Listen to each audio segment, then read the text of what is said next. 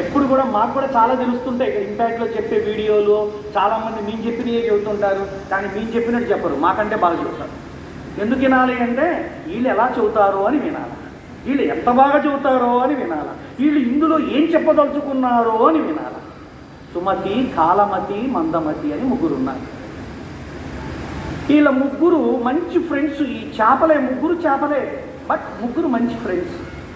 ఒకరోజు ముగ్గురు ఒక చాటుకి చేరి అక్కడ వచ్చింది ఏదో తింటూ తింటూ హాయ్ హాయ్ హాయ్ అనుకుంటారు. అక్కడికే చేరారు ఇద్దరు జాలర్లు. ఇద్దరు జాలర్లు అనుకుంటున్నారంట, అరే చెరువులో నీళ్ళు అయిపోతున్నాయి, ఎండిపోతుంది, బురద వస్తుంది, రేపు ఉదయం గల్లా నీళ్లు తగ్గిపోతాయి, రేపు పొద్దున్నే వచ్చి మనం చేపలన్నీ పట్టుకొని పోయి అమ్ముకుందాం అనుకోవడం విన్నారు వీళ్ళ ముగ్గురు. విన్నప్పుడు మొట్టమొదట సుమతి చెప్పిందట, ఏమని? చూడు చూడు, ఇవాళ రాత్రిగా మనం చెరువన్నా మార్చాలా, కాలవన్నా మార్చాలా, ప్లేస్ మార్చేయాలా అర్జెంటు కంటే కాలమతి, మందమతి అన్నారంట. ఓసి ఓసి ఊరుకో, వాడెప్పుడు రావాలా, ఏవాడెప్పుడు పెట్టుకోవాలా, వాడు వచ్చినప్పుడు చూద్దాం, అప్పుడు మారదామలే అన్నారంట. కానీ సుమతి వీళ్ళిద్దరికి బాయ్ చెప్పి మెల్లగా ఈదుకుంటూ పక్క చెరువులోకి వెళ్ళిపోయింది. ప్రొద్దునే అయిపోయింది, తెల్లారింది, చేపలు పట్టే వాళ్ళు వచ్చారు. కాలమతి, మందమతిని ఇద్దరిని పట్టేశారు. కాలమతిని తొంచుకుంది. ఏం చేసిందో తెలుసా? ఏమీ చేయలేదు. ఏం చేసింది చెప్పాలా? ఏం చేసింది? అలా ప్రాణం పోయినట్టు అటు పడుకుంది. అరే అరే ఇదేంటి ఎట్టుందరని చెప్పి దాన్ని తీసి కింద పడి.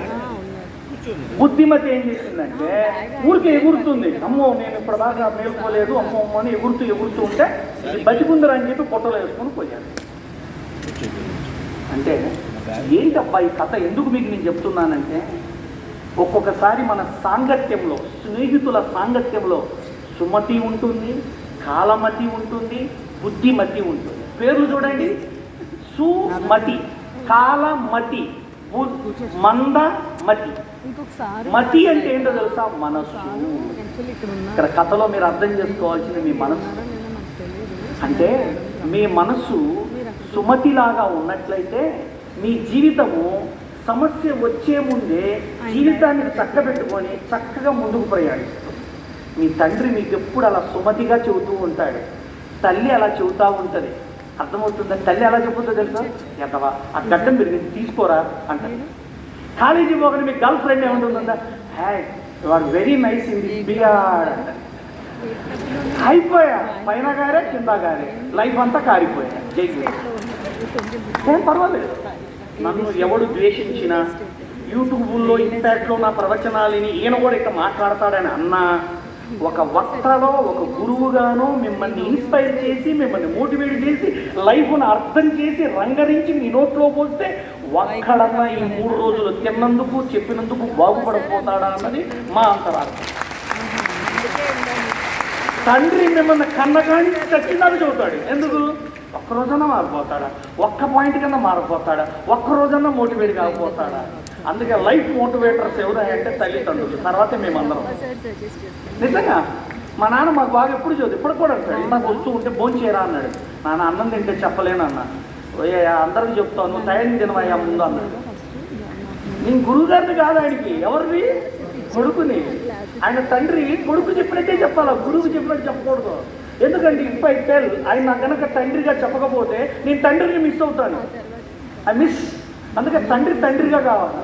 ఓ మాట నాన్న కొంచెం నాకు పొట్టలో పుట్టుండే మైండ్ పనిచేయదు నాన్న అన్న. ఏమోనయ్యా నీ లెక్క నాకు తెలియవు, ఓ ముద్ద తినిపోతే నేను ఆనందంగా ఉంటానన్న. నేను మరణించే వరకు నా తండ్రి బ్రతికుంటే ఆయన కళ్ళకి నేను చిన్నపిల్లగాడు ఆయన కనిపిస్తా. నన్ను ఎప్పుడు చిన్నపిల్లగాడికి చెప్పినట్టే చెబుతూ ఉండడమే నా శ్రేయస్కరం, నా అదృష్టం, నా భాగ్యం, అది నా ఐశ్వర్యం. ఏ నాన్న ఇంకా చెప్తావు నువ్వు? ఇప్పుడు ఏ గడ్డాలు వస్తే పిల్లలు కాకపోతారా మీరు? చాలా ముఖ్యం. కాబట్టి సుమతి తత్వం కలిగిన వాడి తల్లిదండ్రులు. కాలమతి ఏంటి? కాలమతి అంటే కాలానికి తట్టు నీ మతిని పనిచేయించడం. అదేమండి సుమతి చెప్తే రేపోతాలే అంది. ఇప్పుడేమంది? అమ్మో ఇప్పుడు వీడి గనక నేను దొరికానంటే కోసి కారం పెట్టి వేపుడు చేసేసుకుంటాడు, కాబట్టి చచ్చినట్టు పడి ఉంది, వీడు చచ్చిన దాన్ని తినరు కాబట్టి చచ్చినట్టు పడి ఉన్నామని చెప్పి ఆ మతి ఇట్లా ఎగిరి పడ్డా. ఎక్కడ అనువుగా లేకపోతే నువ్వు అనుకూలంగా అనువుగా ఉండాలి, అణిగి మణిగి ఉండాలి. నేను చాలామంది చూస్తుంటాను, ఒక విజయం, ఒక వీరత్వం, వాళ్ళకొక అహంకారాన్ని, ఉందమ్మ, ఒక విజయం అహంకారాన్ని, ఒక అందం అహంకారాన్ని. మీకు తెలుసో తెలీదు, జాగ్రత్తగానండి. ఈ ప్రపంచం బాడీ షేపుకు పడిపోయింది కానీ బ్రెయిన్ షేపుకు పడిపోవాలా. ఏమన్నా వింటున్నారా? రే, బాడీ షేపుకు పడిపోయింది కానీ బ్రెయిన్ షేపుకు పడిపోవాలా. The shape of brain is very powerful than the body shape.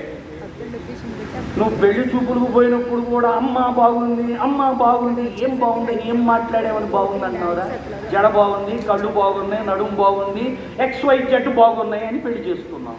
పెళ్ళైన తెల్లారి మొదలైంది, బ్రెయిన్ షేప్ బయటకు వచ్చింది. అత్త అంటే వీడు, వీళ్ళ అమ్మ, వీళ్ళ నాన్న మొత్తం చీపిరి కట్లక మూల కూర్చున్నారు. అసలు బ్రెయిన్ బయటకు వచ్చింది. లేదు అమ్మాయి అనుకుందాం, మళ్ళా ఒక్కొక్క ఆమంటది, మీరు మా గురువు గారు కాబట్టి ఎప్పుడు ఆడవాళ్ళ గురించి చెబుతారని నన్ను ఆడిపోసుకుందో తల్లి. అప్పటి నుంచి నాకు భయం వేస్తుంది, సభల్లో ఏమైనా చెప్పాలంటే ఒళ్ళు నోరు దగ్గర పెట్టుకొని చెప్పాలా అని. అంటే మేము ఎవరిని దూషించి చెప్పండి సార్, మా దగ్గరకు వచ్చి ఎన్నో ఎగ్జామ్. ఇప్పుడు నా 31 సంవత్సరాల అనుభవంలో ఒక్క మగాడు వచ్చాడు, మా భార్య నన్ను కొడుతుందండి అని. సిగ్గు లేదా అన్న, చూడని వీపు చెప్పాడు. సిగ్గు లేదు, దించురా చొక్కా అన్న. మీరు చూడకపోతే ఎట్ట తెలుస్తుంది స్వామి అన్నాడు. ఆ కథ ఏందో తర్వాత చదువుతా, నాకు టైం కాదు, నాకు ఇచ్చింది 40 నిమిషాలే. ఆ ఒక్క స్టోరీ అరగంట పడుతుంది. అది జీవితం కాదురా, ఎవడో కాదు జీవితం కాదు. అర్థం చేసుకో. మొన్న ఈ మధ్య ఒక మహాతల్లి వచ్చింది, అయ్యా ఏంటమ్మా ఈ చెయ్యి లెగవట్లేదండి. ఏమ్మా అన్నాను. మోషన్కి పోతే కడుక్కోలేకపోతున్నానయ్యా, జాకెట్ వేసుకోలేకపోతున్నానయ్యా.